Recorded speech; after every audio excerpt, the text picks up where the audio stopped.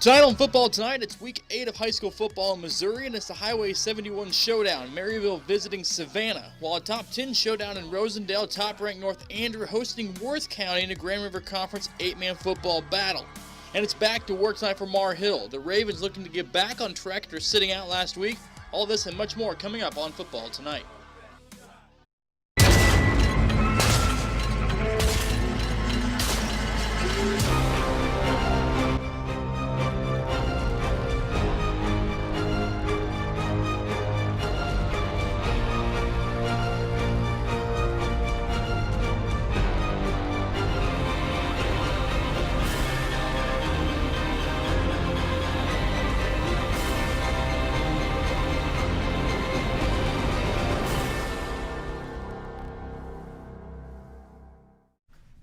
Welcome into Football Tonight. I'm Chris Roush. We have an action-packed show for you tonight. Adam Orduna. We're now less than 2 weeks away from the postseason. Lots of teams trying to move up the district standings before those playoffs even begin. That's right, Chris. Plenty of action tonight. Also, I want to mention we are not on after 11:30, which definitely makes me happy. It's different. That's right. We're actually having a normal show. So some really good games across the area to talk about tonight. So let's get it started tonight with a Midland Empire Conference showdown. We go in this one tonight. Here we go in Savannah. It's the Highway 71 showdown. Savannah hosting Maryville. The Spoofhounds winner 9 of the last 11 meetings. Savannah's last win October 7, 2011. Late second quarter, Maryville at 19-6. Fourth down play. The Spoofhounds get it on the quarterback keeper. Keeps the Hounds drive going. Maryville offense able to move the ball pretty effectively in the first half, ending up with plays like this. Connor Wise follows his blocks, outruns the defenders. Touchdown Spoofhounds. PAT good. 26-6 Maryville at this point. Savannah, though, gets the ball back with 3.5 to play in the second quarter. Ethan Dudek, a quarterback under pressure, takes a shot. Here at the end of the play, he would leave the game at this point in the ball game. So Savannah, they turn to the junior on their team to go to quarterback for them. Matt Collier comes in for Savannah, finds a senior back, Evan Yant. He gets Savannah down into Maryville territory with a couple moves here, breaks a couple tackles, makes a couple guys miss. Gets Savannah in business here. So a little bit later, time winding down in the second quarter. Collier looking for the fade. Dayton Howard goes up, looks to have it, but it's knocked away by Brady Farnham, making a tremendous play in the air. Maryville's defense keeps Savannah out of the end zone with the field goal attempt with about 30 seconds to go in the second quarter. Jay Narn holds down, kicks up, pushes through the uprights. It's good. 26-9, Maryville at the half. The Spoofhounds keep it going in the second half, winning this one 39-17, so make it 10 straight for the Spoofhounds over Savannah. To help break it down for us in the Highway 71 showdown is Maryville Forum sports editor John Dykstra. 10 straight now for the Spoofhounds over Savannah. Offense seemed like it got going pretty early in this one tonight, didn't it? Yeah, second play of the game was a 57-yard Connor Weiss touchdown run. Their second drive of the game lasted just 3 plays before another Connor Weiss touchdown run. So Connor finished with over 150 yards in this game, and Maryville they did whatever they wanted early, jumped out to that 19-0 lead, and then kind of just coasted to the finish. Savannah cut it to 16 points a couple times, but was never able to really get any closer than that. John, talk about Maryville being able to get back-to-back tough road wins. Those are some big wins that you have to have throughout the season. Talk about what they've been able to do on the road. Yeah, they haven't been home since week 3, and they kind of taken that road dog mentality and have won some big games with Lincoln Prep last week and then Savannah this week. They'll be on the road next week again with Lafayette. So, yeah, they're kind of playing the schedule that's in front of them. They had a lot of home games last year, so this is their turn to be on the road. And having that betting game that would have been a home game canceled didn't help at all there. But, yeah, they're kind of just playing what's in front of them and really got going here of late. John, real quick before we let you go, Maryville Lafayette game next week, and then we get the district play. What has impressed you the most here down the stretch from the Spoofhounds game? I just think up front, it always comes down to up front with Maryville. You saw it a couple years ago when they won the state championship. They rely so heavily on their offensive line and everybody really to block with such a run-heavy team. And I think that's been the difference here of late is they're just getting a lot more push up front. Maryville Forum sports editor John Dykstra, thanks for coming on tonight. Thank you. All right, well, down in Kansas City we go. Lafayette on the road taking on St. Pius, the Fighting Irish, won the last 2 meetings, but the Warriors undefeated in 2020. We will go to the first score of the game. Warriors have the ball on the Irish goal line. Quarterback sneak by Jack Mosh. He scores. St. Pius takes a 6-0 lead, but have missed the extra point. Off the kickoff return here for Lafayette, Derek May with a good run, but the ball would come loose, and St. Pius would recover. Huge momentum swing there after a touchdown for the Warriors. Irish fans looking not happy there after the first start there, having some bad mistakes on the road. Can't have that happen. On the ensuing drive for the Warriors, Mosh tosses it deep down the field. It's intercepted by Xavier Nichols. Irish feeling good after that pick, and why not? Unfortunately, Lafayette wasn't able to convert that into points. So to the second quarter, Pius would drive down. They hand it off to Robbie Sharp, who scores. Now Eric McDowell for Lafayette looking for a response, and that's what he gets from his team. Check out this play. Sneaky play from Lafayette. Miles Henderson comes from behind the quarterback, Jaron Saunders, takes the direct snap, plows in. Lafayette scores, but it wouldn't be enough. They would lose a tough one, 16-14 on the road. How about to the south side, Sparks Field, the Benton Cardinals looking to bounce back from a loss to Cameron a week ago, hosting a Cameron team, Benton lost to Pius last week, hosting Cameron tonight. Here we go. Dragons won last year's matchup. Benton winners 6 of the last 10. Here we go, second quarter. Cameron driving up 7-0. Ty Campbell finds Bryson Spear, who finds some space to run to get down into the red zone. A few plays later, Dragons knocking on the door. Ty Spear, low snap, able to pick it up, walks into the end zone. PAT good. Cameron jumping out to 14-0 advantage. Cardinals trying to get something going here later in the second quarter, but find themselves in 4th down situation. So guess what? They pull out the fake, a direct snap to Garrison Dydell, trying to find the edge, gets a block, but Ty Spear meets him, and my goodness, what a hit out of bounds. Short on the 4th down play, so Cameron gets the ball back. So here's what the Cardinal defense, so putting some pressure, getting the sack on the Cameron Dragons here, but the Dragons respond a few plays later. Campbell to Bryson Spear, and he's gone. Gets his blockers down the field. The Dragons going to win this one tonight, 42-0. And over in Chillicothe tonight, the Hornets hosting Kansas City East. Chillicothe getting their first win of the season, 33-14. Chillicothe going on the road next Friday in Week 9 to take on Benton in the regular season finale. All right, don't go anywhere as football tonight is just getting started. When we come back, Central back in action after being off last week. Can they get things going against Staley? Well, a change of teams won't derail the number 1 team in Class 1 Buchanan. The Dragons finding a new team just hours before kickoff. Highlights from Fawcett coming up next. Give it all you got. Take your best shot. Give it all you got.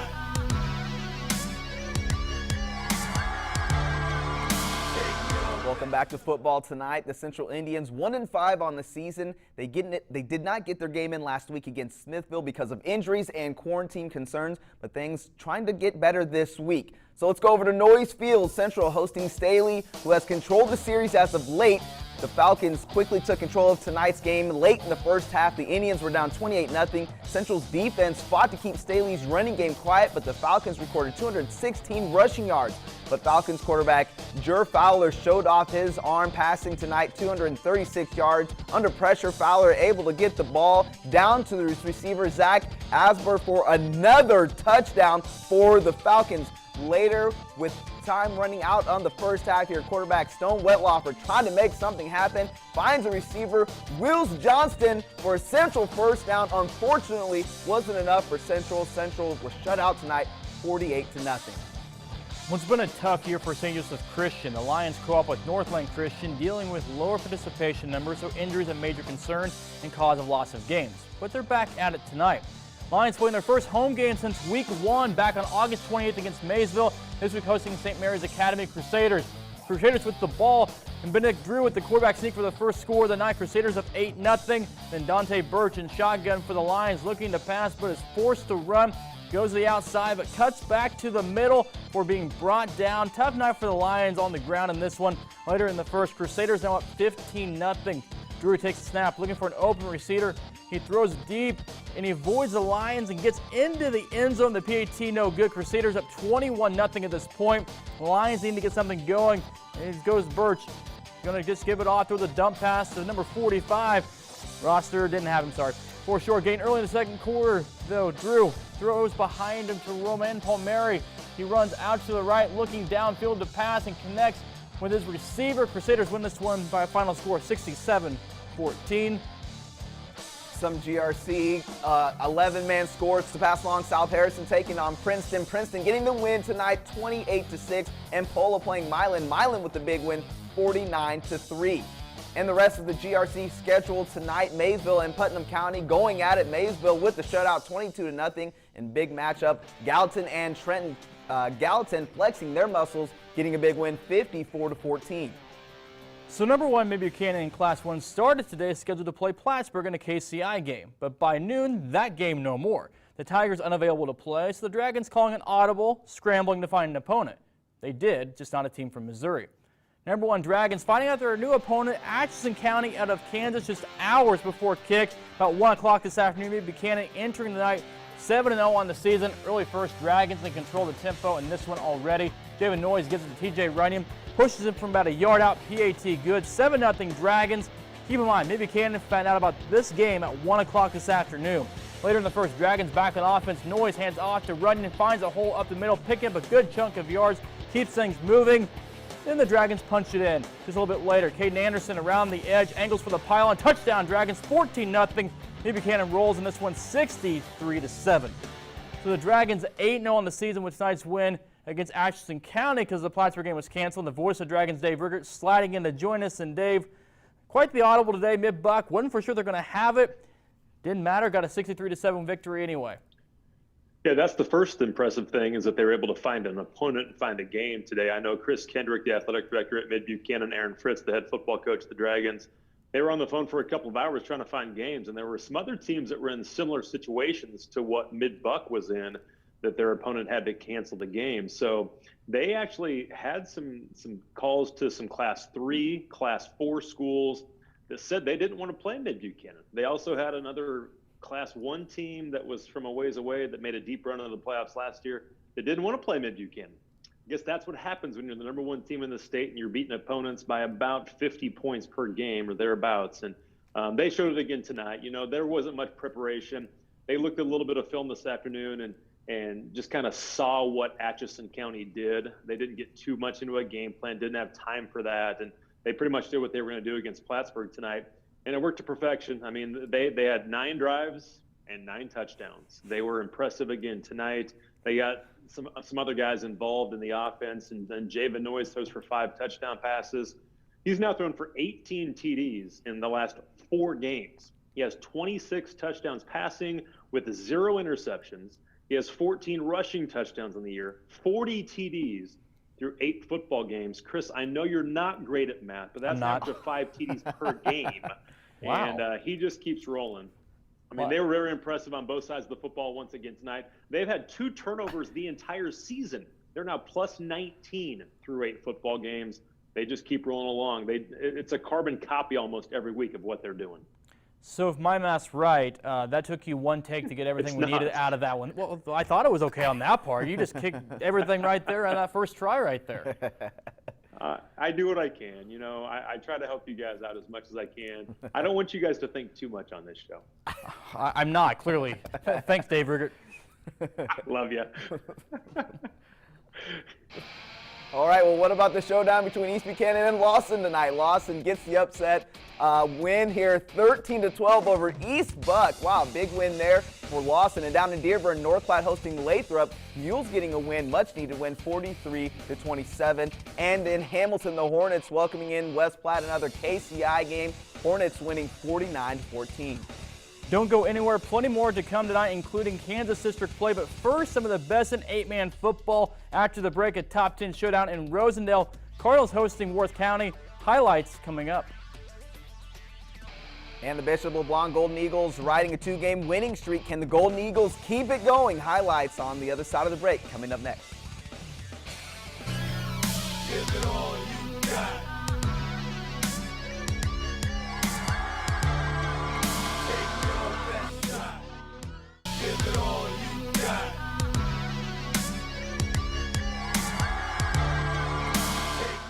In 8-man football, some years you see a few teams separate themselves from the pack early in the season. This year, though, a lot of good teams. In fact, this might be the deepest year of 8-man football in recent memory. So let's go to the highlights. Starting up in Roseland tonight, number 1 North Andrew hosting number 10 Worth County. Grand River Conference Showdown. This series split 5-5 in the last 10 meetings.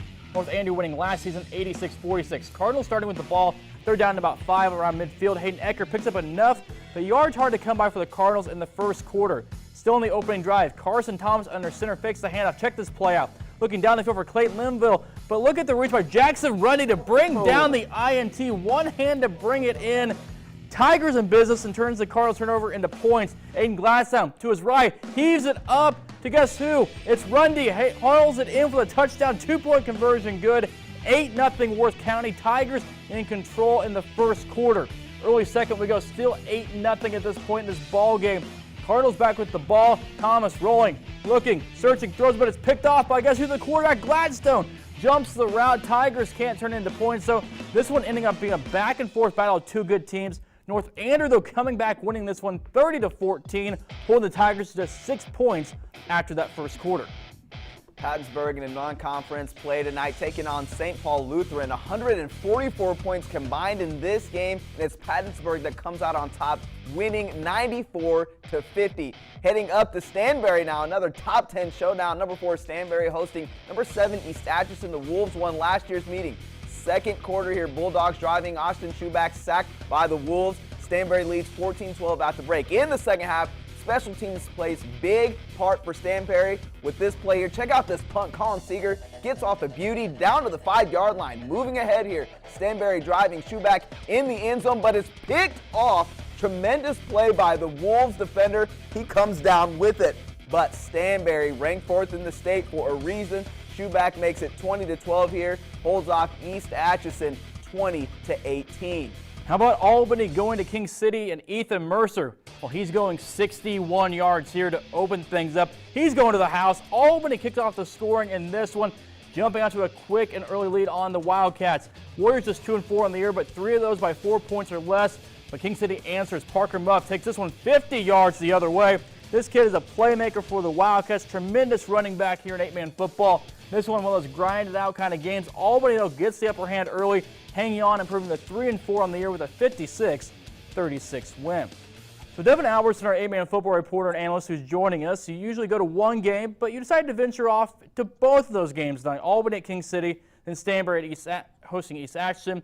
Devin, start with the top 10 meeting. What impressed you the most from that Stanberry East Atchison game? If you guys have my highlights, defense there in that one. I mean, when I got there, the highlights were a couple of sacks and a great punt by Colin Sager. Both D-lines kind of controlled the game, and just 2-point conversion was the difference in that one. Stanberry was 1 of 3 for 2-point conversions, and East Atchison was 0 for 3. And again, Stanberry back-to-back weeks, 2-point wins over top 10 teams. They're grinding out wins at this point. They're looking really good going into districts, and looks like right now they're going to be the number 1 seed in district number 4, which is a good spot for the Bulldogs. Devin, talk about North Andrew, though. They're number 1 in the state. They were able to grind one out as well. Talk about their play tonight and what they're doing so far this part of the season. Them kind of back-to-back weeks as well, kind of falling behind early to a good Worth County team who's a little short-handed at this point still, recovering from COVID stuff. But North Andrew, they're a resilient team. They're physical. Every week see the same thing with them. But they do the right things over 4 quarters, and eventually the result comes out in their favors, and they got a big win over a Worth County team that's still pretty good. And they're going to win the outright GRC title now. So congratulations to North Andrew, well-deserved. And they've every bit of the number 1 spot in the rankings. Devin, you've been on an 8-man for a long time. You played it. I guess that's what surprised me the most this year is just how many good football teams there are. Because, I mean, most years you have 3 or 4 that separate themselves. And you have teams trying to build to get to that point. But this year it just kind of feels wide open, doesn't it? Oh, absolutely. I think you could tell me 8 or 9 different teams, like, hey, they got healthy, they made a run for a state championship game. I'd believe you. Like, right now, Albany, you said earlier, they're 3-4, but they had some close losses. They're kind of peaking at the right time now. They got a tough PATTONSBURG team next week. Worth County, if they get healthy, North Andrew, Southwest, South O'Malley Hold, if Mountain City gets healthy, Drexel down south, North Shelby. There's a lot of good teams in 8-man this year. There's no great, dominant powerhouse we've seen in the past with North Andrew and Stanberry, Worth County, Mountain City. They're all just really good, and it depends on which matchup you get and if you stay healthy. So it should make for a great playoff run, though.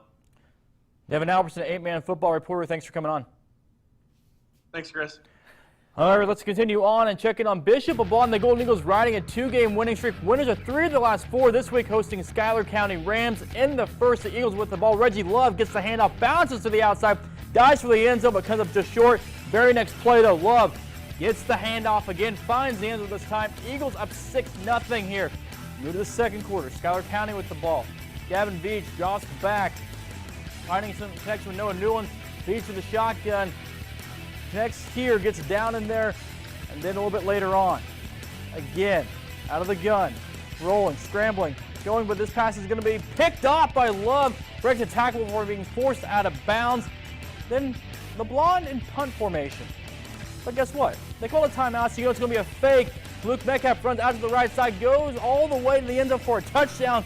The Golden Eagles up 18-0. LeBlanc make it 3 straight victories for the Golden Eagles, 4 of the last 5, win this one 37-24. LeBlanc looking good. Well, let's go down to Rushville. DeKalb Tigers hosting number 9 Mound City tonight. Both teams coming off of Week 7 losses. Tigers able to strike early in the first. DeKalb quarterback Drake Miller tosses it to Xander Madsen for the first touchdown of the game. But the Panthers were ready to strike back. During their next possession here, Mound City quarterback Tony Osborne able to fake the handoff and run along the sideline for the touchdown. Later, Mound City, Cade Messer will be able to sack Miller and force the Tigers to punt. Big defensive stop there. Now, just before the end of the first quarter, Osborne able to connect with Gage Salisbury in the end zone for another touchdown. Panthers beat the Tigers 40-12. Second-ranked Southwest Livingston on the road tonight, taking on Northwest Nodaway and our East Ridge Car Wash Team of the Week. Southwest Livingston getting the win 76-26. South Holt Nodaway hold off this week with the bye after Rockport unable to play. Other games, Stewartsville Osborne, the Wildcards up in Barner taking on Platte Valley, getting the victory 40-16, and then number 3 Drexel getting a 63-26 win over Jasper. Just when you think we can't have any more for you, we do. More football, more highlights coming up after the break. Mar Hill back on the field after having to sit out last week. Can the Ravens continue their early season success? And the Cyclones at home tonight. Can Riverside come out with the win? Highlights coming up on Football Tonight. Give it all you got. Welcome back. The Riverside Cyclones find themselves in a tough district. In fact, all but 2 teams with at least 4 wins tonight. Riverside getting one of the better teams in the district. So let's go over to Wathena. Riverside hosting 4-2 Nemaha Central, who is undefeated in Class 2A District 4. Thunder up late in the second. Zach Kramer takes the snap, looking to pass, but runs out to his right. He runs up the sideline, breaking not 1, not 2, not 3, but 4 tackles before he's finally brought down at the 5. Now Kramer hands it off to Sam McWilliams, who goes up and over a defender into the end zone for a touchdown. Thunder lead 42-0.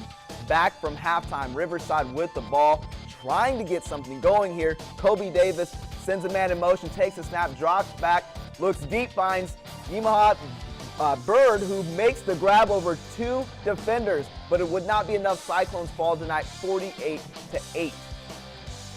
And, oh, sorry. That's all right. Atchison 2-4 in the year in Class 4A, taking on Class 5 Pittsburgh tonight on the road. Pittsburgh beats Atchison 22-9. Mentioned earlier, Mar Hill back tonight. The 5-0 Ravens on the road at St. Mary's, who sits 0-3 in district play and 1-5 overall. Get things started on the first drive. Senior running back Andrew Schwinn carried the Ravens down to the red zone to finish off the drive. He takes it into the end zone to put the first points up on the board. Now, for the Bears, though, not for long as the Ravens defense. In just a minute, I'm getting a little bit ahead of myself because that's just what I do in my own head. Not for long as the Ravens now defense is having some issues, forcing the punt, and here it goes. Turn on again. First play through Cottle. A laser to Shane Sox. He takes it 74 yards to the house. Mar Hill up 15-0. The Bears do answer the next drive to make it a 1-score game, but Mar Hill has a lot of fight. It looks like an interception, though, in just a little bit right here. Check out this play. Cottle back to pass. Corbin Korbalik goes up with it. It looks like it's a fight for the jump ball. They're going to give it to the offense to finish out the drive. It's Schwinn taking it just right up the middle, lays out, gets the ball here, lays out, gets the touchdown for the Ravens, and the Ravens roll in this one tonight. They go on to win this one 37-14. All right, out on 36 West, Class 1A, District 2, Troy taking on 4-2 Jefferson County North. Jefferson County North with the ball here. Carson Worthing gets the handoff and is around the edge and gets into the end zone for the first score of the game. 2-point conversion would be good. Jefferson County North up 8-0. Trojans now with possession. Cam Anderson takes a snap, rolls out of the pocket looking deep for wide open. Bowden the Knights for a big gain. Trojans would have to settle for a field goal on this drive. Troy down 8-3. Jefferson County North go on to defeat the Trojans 52-3. And don't go anywhere. When we come back, we'll have our Anderson Auto Group Play of the Week. You're watching Football Tonight. Give it all you got.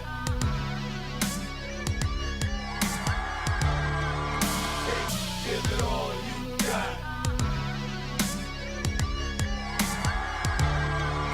Take your best shot. You voted. Here's the Anderson Auto Group Play of the Week coming from the Maryville Spoofhounds winning against Lincoln Prep last Friday night. Check this out. Fantastic play. Gets a foot down.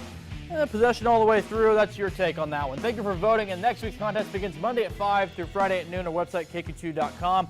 Adam, a lot of tremendous games and plays this week yet again here in week number 8. That's right. A lot of good games. We're getting closer to the playoffs. These games all count and they all matter. And hopefully everyone stays healthy and they don't have to quarantine for COVID. And just one final thought, Adam, anything you want to leave us on? Honestly, just everyone stay healthy, wear your mask so we can continue to have football tonight for the next couple of weeks. Next week, week number 9 in Missouri, week 8 in Kansas. Thanks again for staying up with us. Not as late as last week, but thanks again for staying up with us. Catch football tonight again next Friday night, same time, same place at 10:35 right here on KQ2.